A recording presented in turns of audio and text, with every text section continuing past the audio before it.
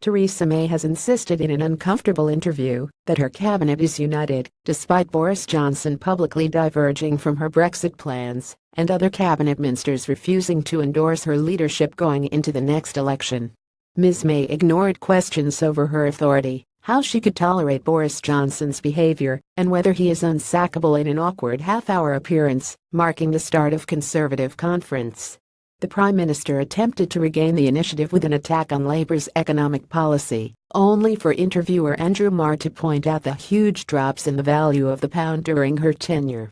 Ms. May also missed another opportunity to show sympathy for those suffering due to the rollout of the universal credit, saying only that she recognized there have been problems when asked about a woman who had just 4p left because of delays in her payments.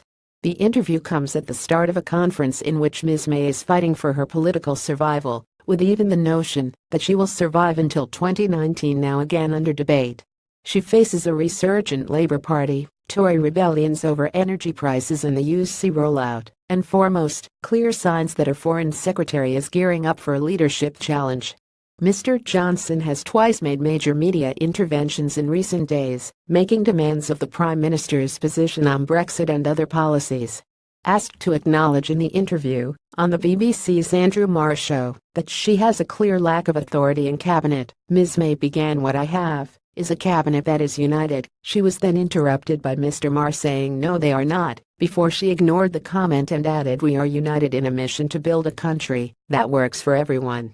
The Prime Minister ignored a question as to how she could possibly tolerate Mr. Johnson's interventions before being asked whether her authority is so weakened that Mr. Johnson is unsackable.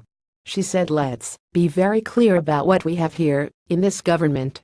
We have a government that is determined to build a country that works for everyone. And you know what? You talk about Boris's job, you talk about my job. I think the people watching this program are actually interested in what we are going to do about their jobs and their futures, and their children's futures." Allies of the Foreign Secretary are said to believe that Ms. May will be gone within a year, prior even to the UK securing a Brexit deal.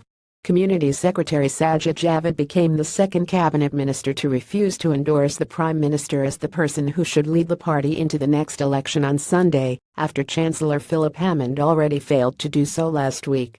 Ms. May had been determined to come to Manchester and regain momentum with a raft of policy announcements targeting young voters who abandoned the Conservatives at the last election. Theresa May says a Corbyn government would cause a run on the pound. They included plans to freeze tuition fees at £9,250 and increase the repayment threshold, meaning graduates only start paying loans back once they are earning £25,000. But the Prime Minister was challenged over the offer, which interviewer Mr. Marr claimed was meager compared to Labour's plan to scrap fees altogether. "The point is that he can't deliver on it," she said. "You can only do this if you have a balanced approach to the economy, which is what we have. What would Jeremy Corbyn do? He would wreck the economy."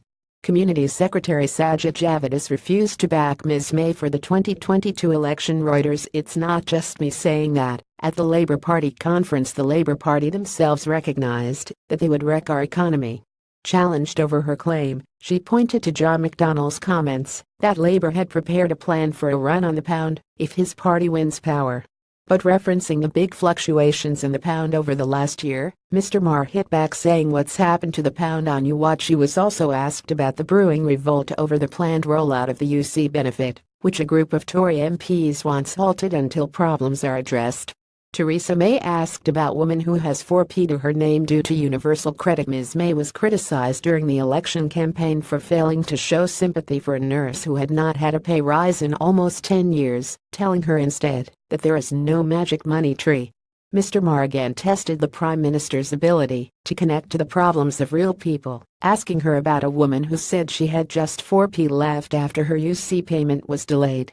Rather than address the specific case, Ms. May simply said, "I've accepted, Andrew, that there have been problems with the rollout. And this is something that Pensions Secretary David Gauke and I are looking at. But overall it's important because it does see more people helped into the workplace." Reuse content.